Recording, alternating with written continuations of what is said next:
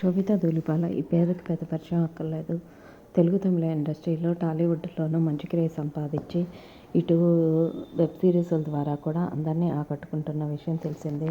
నాగ చైతన్య అక్కినేని ఫ్యామిలీకి సంబంధించి నాగ చైతన్య హీరోగా కూడా మంచి క్రేజ్ సంపాదిస్తూ ప్రస్తుతం సాయి పల్లవితో కలిసి బుజ్జితల్లి మూవీ ద్వారా మన ముందుకి రాబోతున్న సంగతి తెలిసిందే.